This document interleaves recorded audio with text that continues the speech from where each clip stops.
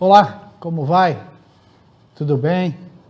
Que bom estarmos mais uma vez reunidos. Vamos iniciar o programa com a leitura do capítulo 12 do livro As Coisas da Vida e do Espírito, intitulado Apenas uma vela pode abrir um clarão na escuridão.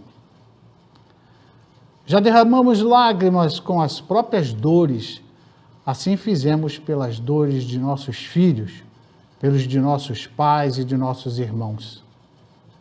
Enxergamos o sofrimento pela pequenez do sentimento ou pela inobservância do amor sublime. Façamos esforços para compreender que a luz dissipa a treva e sigamos o caminho do progresso. Por deixarmos de lado o que é mais importante, por abandonar o amor que são os nossos filhos, nossos pais, para vivenciar o supérfluo e até criarmos situações de envenenamento, suicídio indireto, através do alcoolismo, tabagismo, velocidade excessiva, dirigir embriagado, sem falarmos no consumo de drogas ilícitas, derramamos lágrimas, muitas vezes na boca de um caixão. Nós podemos mudar, podemos criar o hábito de brincarmos 1 hora ao menos por dia com os nossos filhos, visitarmos mais os nossos pais idosos, dar atenção a um amigo que necessita ser ouvido. Quantas pessoas necessitam de ouvir uma palavra sobre o Evangelho para sair do atoleiro em que se encontra?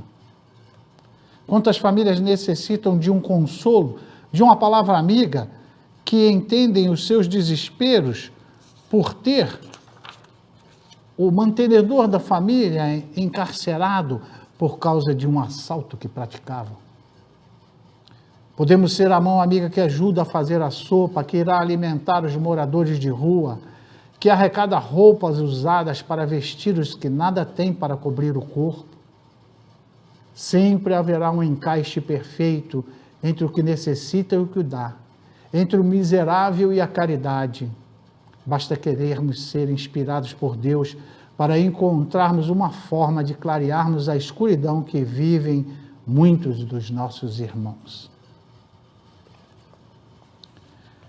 Nós falamos no programas anterior e vamos continuar com o mesmo assunto, em relação aos aleijados, os loucos. E hoje veio bastante a propício ou a propósito, capítulo 12, que a vela que dissipa a escuridão, nós também, quando acendemos a luz, nós somos o primeiro a ser clareado. Ao ajudar aos nossos semelhantes, ao levar um pedaço de pão a quem tem fome, um copo d'água a quem tem sede, uma palavra amiga a quem necessita, quem se encontra em desespero, estamos também iluminando a nós mesmos. Aquela situação do aleijado que vem expiar a falta passada, aquele que deveria, num acidente, perder um braço, deveria perder uma perna. Vamos colocar uma idade qualquer, vamos colocar 20 anos de idade. Mas que, desde jovenzinho, entendeu a prática do bem, sempre foi auxiliar aquele que necessita, sempre ajudou o que estava desesperançoso, sempre leu algo de edificante para quem precisava ouvir, explicou aquele que precisava entender. Suas dores serão amenizadas. Quando é chegado o momento de expiar, pode ter amenizado a sua conta. Quando era para perder um braço num acidente, perde um dedo. Quando deveria perder uma perna inteira, perde um dedo, porque teve mérito. Não há favoritismo nas leis normais. Como dissemos que a doutrina espírita nos orienta, expiar é assumir o lugar do outro, é um processo educativo. Vamos lembrar aqui, então, nesse processo educativo da expiação, o caso Quincas. Quincas, quando chegou no escritório e viu o seu escritório todo revirado, percebeu. Os ladrões estiveram lá e roubaram notebooks, roubaram celulares, roubaram televisão, roubaram máquina de fotocópia, roubaram todos os equipamentos que a empresa tinha. E aqueles que perguntaram, bom, o que acha? Vamos quebrar tudo? Não só bastou roubar. E quebraram tudo, quebraram mesas, quebraram prateleiras, quebraram garrafas, copos, quebraram tudo da empresa. E Quincas ficou desesperado. E neste dia, ou melhor, nesta noite deste dia que ele viu tudo isso acontecer, ele tinha reunião na casa de Chico Xavier. E quando chegou a noite, Quincas esteve lá. E chegou abatido, com uma fisionomia entristecida. Logo na reunião, Chico percebeu e perguntou para ele, o que foi, meu filho? O que aconteceu? Você está abatido?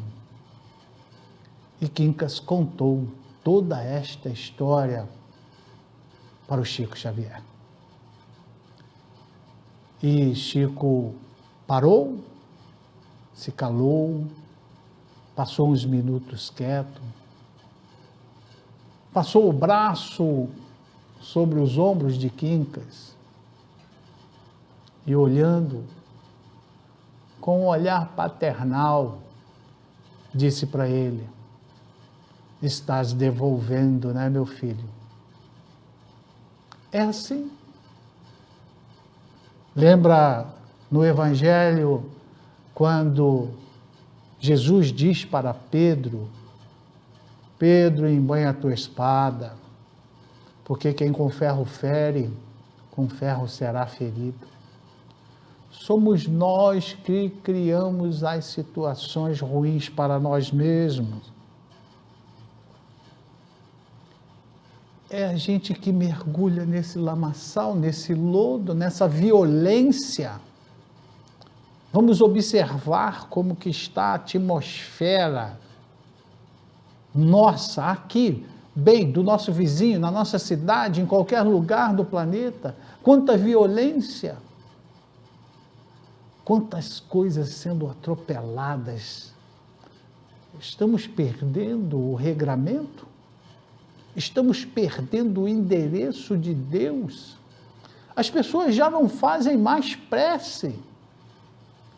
Pessoas que confessam para nós, quando nós perguntamos, você faz prece? Você ora de manhã cedo, ora de noite? Não, eu não sei rezar. Lembra no programa passado, o religião como sendo re, o prefixo re, de ligar-se, ligare, de ligar a Deus, no entendimento teísta, ligar-se novamente a Deus, é necessário. Nós precisamos modificar essa psicosfera que estamos envolvidos. Nós, às vezes, nos machucamos tanto, nos envolvemos num lamaçal tremendo, que o perispírito perde a forma, fica todo ferido, e aí vem a necessidade da reencarnação compulsória. A reencarnação compulsória é aquela em que o espírito não participa, ele não se envolve, não opina, não pede, é só pelo amparo divino, só pelos benfeitores que serão ajudados a voltar. Toda reencarnação, via de regra, o reencarnante, tomando conhecimento de tudo aquilo que já se resgatou, daquilo que já cumpriu, mas o do tanto que falta, ou se aumentou o seu débito, pede no departamento, pede no Ministério da Reencarnação, de que forma quer voltar, e é auxiliado.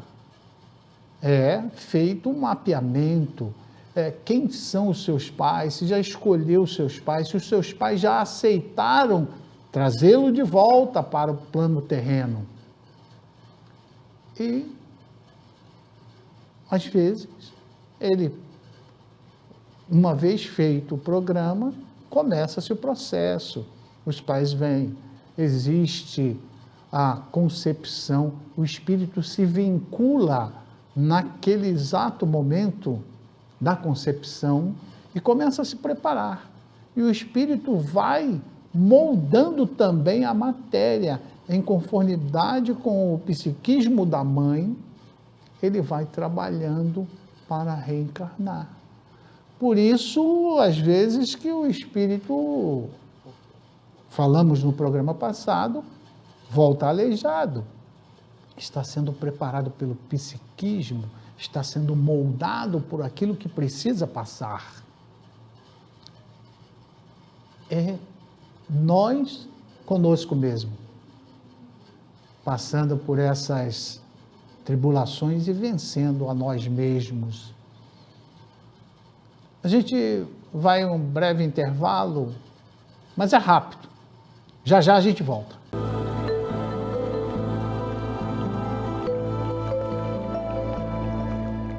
As principais notícias em um só lugar. Conheça nosso site conexãomt.com.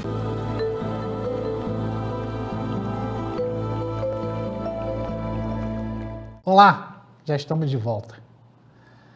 Então, continuando agora de dizer que a lei de causas e efeito, que a gente tem que observar isso, porque para não fazermos juízos errôneos como fazíamos antes do programa anterior e deste programa. Entendermos que é pela permissão de Deus, que é pela justiça de Deus, é que nós encontramos irmãos nossos, criaturas aleijados e loucos, porque estão se resgatando. Você vê aquele que dá um tiro no peito, dá um tiro no coração, lei de causa e efeito.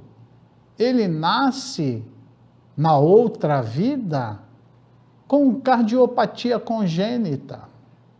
Ora, não soube valorizar um órgão perfeito, bom que tinha, e quer sair da vida pela via do suicídio. Aí, bem tenra idade, é detectada uma cardiopatia congênita. Aquele que não sabe nadar, ou que sabe nadar muito pouco, só se debater num pedacinho de piscina, se joga no mar aberto, buscando suicídio.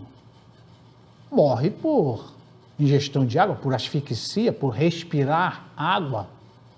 Morre por asfixia. E nasce com efizema pulmonar congênito. As pessoas falam, por que, coitadinho, como mereceu? Se olharmos sempre com os olhos do berço da maternidade até o túmulo, nós não iremos compreender a justiça divina. Isso não quer dizer que não devemos ter compaixão para com os nossos irmãos aleijados, loucos, estrupiados, cegos, surdos, mudos, Todos nós merecemos uma outra oportunidade, todos nós precisamos de misericórdia, todos nós necessitamos de uma outra chance. E mesmo sabendo que aquele outro pode ter acontecido, nós não teremos certeza. Chico Xavier, uma vez em Pedro Leopoldo, andando pela rua, sempre pessoas do lado de Chico, ele disse só um instante e atravessou a rua e foi conversar com um mendigo do outro lado da rua. E conversou com ele. E depois voltou. E seguiram em frente, caminhando e conversando. E perguntaram ao Chico o que ele tinha conversado com aquele mendigo. E Chico se emociona e, com os olhos felizes, diz como que é fantástica as nossas idas e vindas. Aquele mendigo é a última reencarnação dele. Ele pediu para vir passar por esta prova como a convencer-se que se ele tiver que voltar aqui, ele voltará em missão, como missionário para ajudar os outros.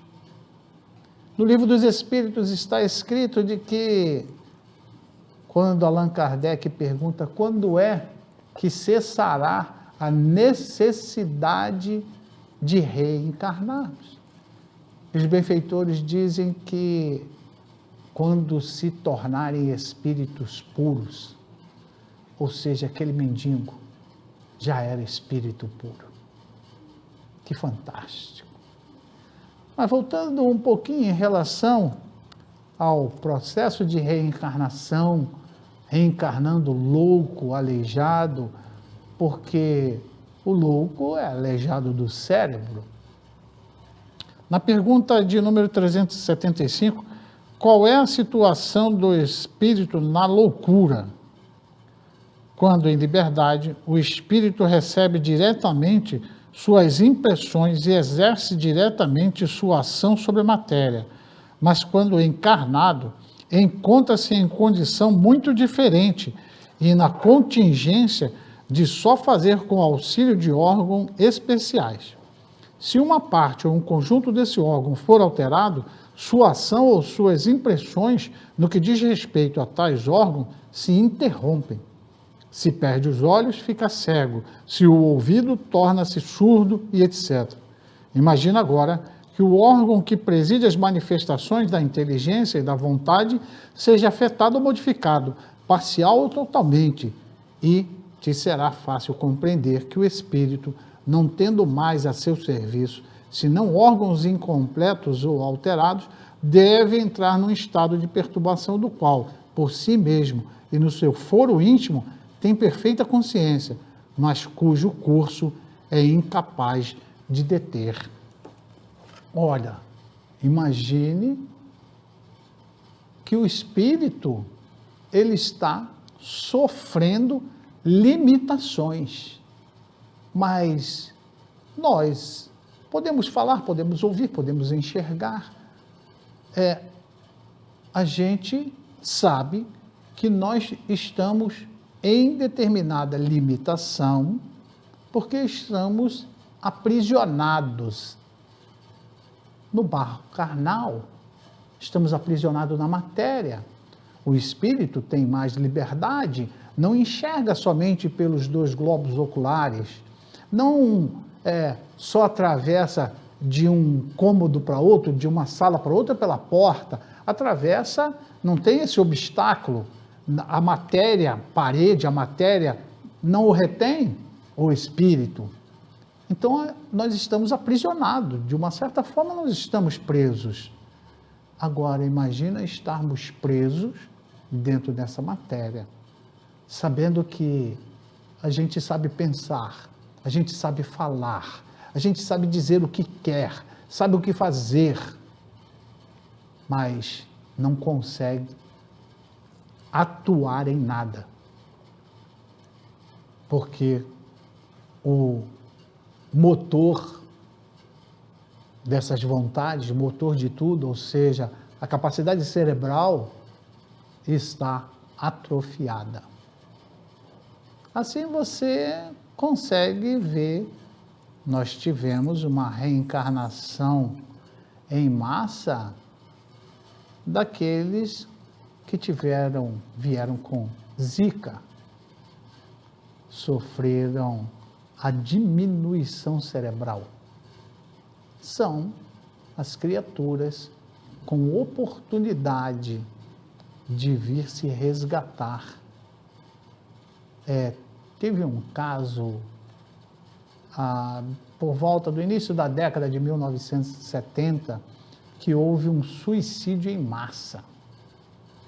Um líder, que eu acredito que se dizia líder espiritual, convenceu aos seus seguidores a tomar um determinado veneno. E houve suicídio em massa. Quem sabe que eles não voltaram para um resgate em massa há bem pouco tempo atrás. São questões das coisas da vida e do espírito. Pergunta de número 375A. Então é sempre o corpo e não o espírito que está desorganizado? Respondem os benfeitores. Sim, mas convém não perder de vista que assim como o espírito atua sobre a matéria, também esta reage sobre ele, dentro de certos limites, e que o espírito pode encontrar-se momentaneamente impressionado pela alteração dos órgãos pelos quais se manifesta e recebe as impressões. Pode acontecer, finalmente, quando a loucura já durou longo tempo, que a repetição dos mesmos atos acabe por exercer sobre o espírito uma influência de que ele só se libertará depois de se haver libertado completamente de toda a impressão material, ou seja, quando ele desencarna. E aí nós perguntarmos, essa limitação também acontece no desdobramento? Porque já sabemos que quando nós iremos dormir, há um desdobramento, o espírito se desloca do corpo e fica ligado por fios prateados. Eu sei que isso é um assunto para um outro programa, que nós iremos falar a respeito do sono do desdobramento. Mas, se esse espírito estiver sendo orientado pelos benfeitores, eles vêm buscá-lo para continuar na orientação, ou se ele irá se manter aprisionado na própria matéria, mas não terá a liberdade total, como se não tivesse que vivenciar essa deficiência. Pergunta de número 376. Por que razão a loucura leva o homem algumas vezes ao suicídio? O espírito sofre pelo constrangimento em que se acha e pela impossibilidade em que se vê de manifestar-se livremente. Por isso procura na morte um meio de quebrar seus grilhões. Isso é com o louco, mais desesperado, mas isso é o que acontece com os suicidas de todos jaés. Todos acreditam, aqueles que não sabem que a vida não cessa, que a vida continua, acreditam que pondo fim na vida acabam-se todos os problemas, quando na verdade eles aumentam, se agravam. É uma das piores faltas que o ser pode cometer, é ir contra a lei divina. Não matarás, não suicidarás. Ora, o suicídio é uma morte de si mesmo, é uma falta gigante. 377, penúltima desse capítulo. Depois da morte, o espírito do alienado se ressente da perturbação de suas faculdades? E os benfeitores assim respondem: pode senti-lo durante algum tempo após a morte, até que esteja completamente desligado da matéria, assim como o homem que desperta se ressente por algum tempo da perturbação em que o sono o mergulhara. Simples. Muitas vezes a gente está num sono, num sonho perturbador. E às vezes acorda, ainda fica meio naquele torpor, até que vai se dando conta de que foi um sonho, de que aquilo não está acontecendo. Assim, respondendo os benfeitores, respondem de que pode, desde que vá se desligando da matéria. Quando a pessoa desencarna, se desliga da matéria, não se desliga totalmente. Leva um tempo, dependendo do grau de evolução. Mas nesse caso, que ainda está em expiação, ainda leva algum tempo. E pergunta 378, de que modo a alteração do cérebro pode reagir sobre o espírito depois da morte? Como uma recordação, como um peso que oprime o espírito. Já que o espírito não teve compreensão de tudo o que se passou durante a loucura, sempre precisará de certo tempo para se pôr ao corrente de tudo. É por isso que, quanto mais tempo tiver durado a loucura no curso da vida, tanto mais lhe durará a perturbação, o constrangimento depois da morte. Liberto do corpo, o espírito se ressente por algum tempo da impressão que seus laços lhe causavam. Queridos irmãos, queridas irmãs, deixo um pedido aqui para que todos que me ouvem, é um pedido que faço a todos que conversam comigo, procurem ajudar, procurem socorrer, perceber os nossos irmãos que estão desesperançosos, que necessitam de uma palavra, de uma ajuda, de uma esperança, de mostrar o quanto ele é importante para alguém, que é preciso viver a vida consentida, mostrar que os seus olhos podem ver a beleza da natureza, podem ouvir o cantar dos pássaros, as músicas dos imortais, que sua voz pode falar, seus braços podem abraçar, suas pernas caminhar. Quantas coisas há possibilidade de fazer. Que não se abandonem. Não pensem nunca que a vida cessa com esta morte, com a morte do corpo. Vimos aqui, em pequenos instantes, são minutos que passam tão rápidos, mas deu para a gente entender um pouco a respeito dos aleijados e dos loucos, que são as nossas próprias consequências. Lei de causas e efeitos. Tudo aquilo que nós geramos de aflições para nós mesmos, nós teremos que resgatar. Peço ao Mestre Jesus que os abençoe, que o Pai Celestial permita a todos nós nos envolvermos na grande corrente do amor, no amor que Jesus nos ensinou. Que todos tenham uma excelente noite, um excelente dia, uma excelente semana. Muita paz.